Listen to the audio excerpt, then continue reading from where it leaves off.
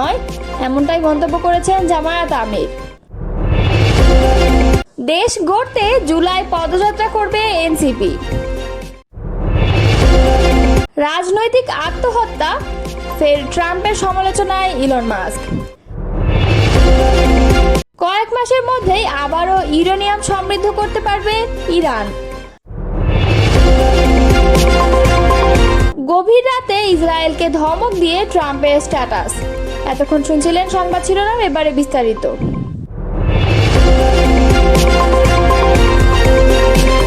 মুরাদনগরে এক নারীকে ঘরে ঢুকে গলায় ছুরি ঠেকিয়ে ধর্ষণের ঘটনায় তীব্র প্রতিক্রিয়া জানিয়েছেন বাংলাদেশ জামায়াতে ইসলামের আমির ডাক্তার শফিকুর রহমান।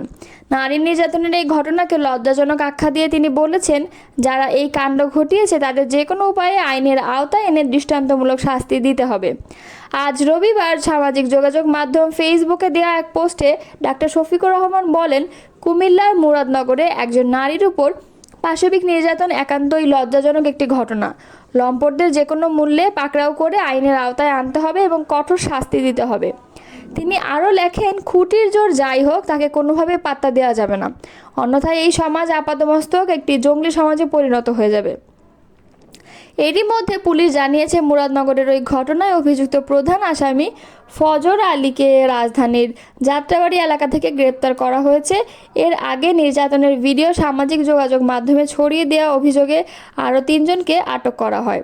উল্লেখ্য, গত 26 জুন রাতে কুমিল্লার মুরাদনগরের রামচন্দ্রপুর দক্ষিণ ইউনিয়নের বাহেরচর 5 কিত্তা গ্রামে ওই ঘটনা ঘটে। অভিযোগ অনুযায়ী একদল যুবক এক ঘরে ঢুকে গলায় ছুরি ধরে এক নারীকে ধর্ষণ করে।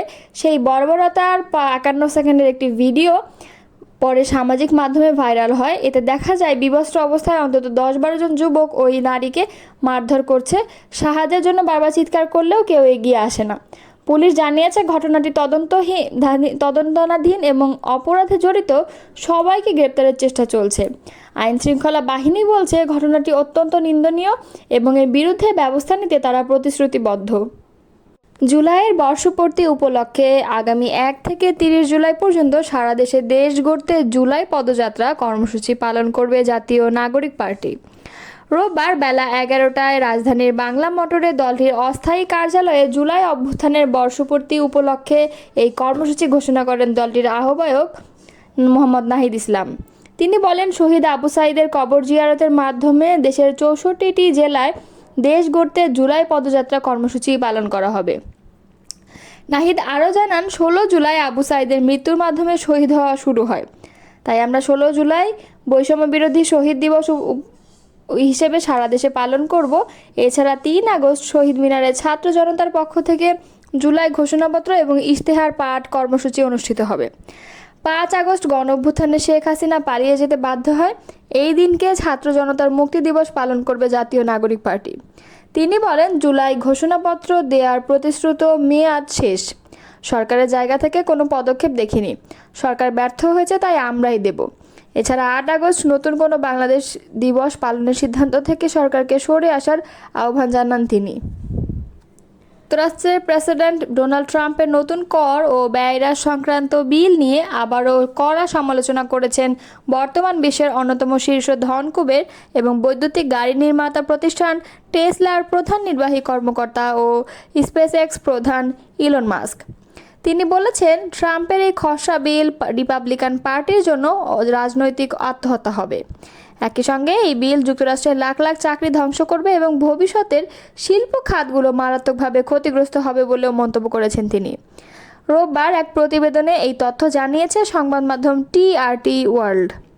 শনিবার নিজের জন্মদিনে সোশ্যাল মিডিয়া প্ল্যাটফর্ম এক্সে দেওয়া এক পোস্টে মাস্ক লিখেন, সিনেটের সর্বশেষ খসড়া বিল যুক্তরাষ্ট্রের লাখ লাখ চাকরি ধ্বংস করবে এবং আমাদের দেশের জন্য কৌশলগতভাবে মারাত্মক ক্ষতি ডেকে আনবে।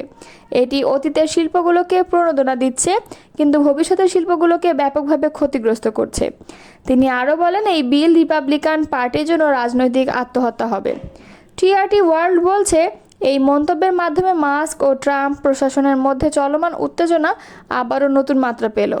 মাস্ক কিছুদিন আগে সরকার পরিচালনার দক্ষতা বৃদ্ধির একটি দপ্তরের প্রধান হিসেবে কাজ শেষ করে ট্রাম্পের প্রশাসন ছেড়েছেন। তবে এরপরও তিনি স্পষ্ট জানিয়ে দিয়েছেন যে ট্রাম্পের এই বিল নিয়ে তিনি একমত নন। প্রায় 1000 পৃষ্ঠার এই খসড়া বিল নিয়ে সিনেটররা এখনও আলোচনা চালিয়ে যাচ্ছেন। ট্রাম্প চান বিলটি 4 জুলাইয়ের মধ্যে পাশ করানো হোক, কিন্তু অনেক রিপাবলিকান সদস্য এর মধ্যে থাকা বিপুল ব্যয়ের বিষয় ও ছাড়ের যৌক্তিকতা নিয়ে চিন্তিত। প্রেসিডেন্ট ট্রাম্প বিলটিকে বড় সুন্দর বললেও মাস্ক আগেই একে ঘুষখোরদের বিল এবং জঘন্য অপমানজনক উদ্যোগ বলে আখ্যা দেন। এক পর্যায়ে তিনি বলেন, যারা এই বিলের পক্ষে ভোট দিয়েছেন আপনারা জানেন আপনারা ভুল করছেন, লজ্জা হওয়া উচিত। প্রসঙ্গত, একসময় ট্রাম্পের ঘনিষ্ঠ মিত্র ছিলেন মাস্ক, কিন্তু বিল পাশের প্রক্রিয়ায় মাস্কের বিরোধিতা তীব্র হয় এবং তিনি এমনকি ইঙ্গিত দেন তিনি ট্রাম্পের বিরুদ্ধে বিতর্কিত যৌন কেলেঙ্কারির প্রমাণ ফাঁস করতে পারেন, যদিও কোনো নির্দিষ্ট প্রমাণ দেননি তিনি। পরবর্তীতে মাস্ক কিছু মন্তব্যের জন্য দুঃখ প্রকাশ করেন এবং বলেন তিনি কিছুটা বেশি বলে ফেলেছিলেন। ট্রাম্পও তখন নিউ ইয়র্ক পোস্টে এক সাক্ষাৎকারে বিষয়টিকে ক্ষণিক উত্তেজনা হিসেবে উল্লেখ করেন এবং বলেন, আমি ওকে দোষ দিই না। মার্কিন প্রেসিডেন্ট ডোনাল্ড ট্রাম্প আবারও গাজা যুদ্ধবিরতি চুক্তির আহ্বান জানিয়েছেন। এবার অনলাইনে প্রকাশিত পোস্টে ইসরায়েলকে এক প্রকার ধমক দেন মার্কিন প্রেসিডেন্ট। খবর দ্য টাইমস অফ ইসরায়েল। অপহৃত জিম্মিদের ফিরিয়ে দেওয়ার লক্ষ্যে চুক্তিটি করতে ইসরায়েলকে চাপ ও হামাসকে আহ্বান জানান ট্রাম্প। স্থানীয় সময় রোববার গভীর রাতে ট্রুথ সোশ্যাল নেটওয়ার্ক ট্রাম্প লিখেন, গাজায় চুক্তি করুন, বন্দীদের ফিরিয়ে আনুন। ডিজেটি। ওই পোস্টে তিনি ইসরায়েলের প্রধানমন্ত্রী বেনিয়ামিন নেতানিয়াহুকে যুদ্ধবিরতি চুক্তিতে স্বাক্ষর করার জন্য চাপ দেন। এর আগে ট্রাম্প ভবিষ্যৎবাণী করেছিলেন 1 সপ্তাহের মধ্যে চুক্তি স্বাক্ষরিত হবে। প্রেক্ষাপটহীন এই পোস্টটি ট্রাম্প ইসরায়েলি প্রসিকিউটরদের নেতানিয়াহুর বিরুদ্ধে মামলা বন্ধ করার জন্য দ্বিতীয়বারের মতো আহ্বান জানানোর কয়েক ঘন্টা পরে এসেছে। এখানে বলা হয়েছে তিনি এখন হামাসের সঙ্গে একটি চুক্তি নিয়ে আলোচনার প্রক্রিয়াধীন, যার মধ্যে বন্দীদের ফিরিয়ে আনার অন্তর্ভুক্ত থাকবে। এদিকে গাজা যুদ্ধবিরতি নিয়ে মার্কিন প্রেসিডেন্ট ডোনাল্ড ট্রাম্প আশাবাদী মন্তব্য করায় বিস্ময় প্রকাশ করেছেন ইসরায়েলি কর্মকর্তারা। তারা এই বক্তব্যকে রাজনৈতিক কল্পনা বিলাস হিসেবে উল্লেখ করেন। যুদ্ধবিরতি এবং বন্দি বিনিময় নিয়ে যুক্ত আলোচনায় থাকা নাম প্রকাশে অনিচ্ছুক ইসরায়েলি কর্মকর্তা রোববার জানান, হামাস ও ইসরায়েলের নেতানিয়াহু সরকারের মধ্যে অবস্থান কোনো পরিবর্তন আসেনি, ফলে আপাতত যুদ্ধবিরতির সম্ভাবনা অনিশ্চিতই রয়েছে।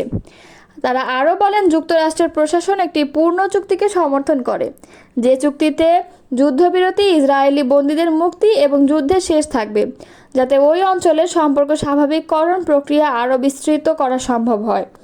সম্প্রতি ট্রাম্প বলেন, আমরা মনে করি আগামী 1 সপ্তাহের মধ্যেই যুদ্ধবিরতি হবে।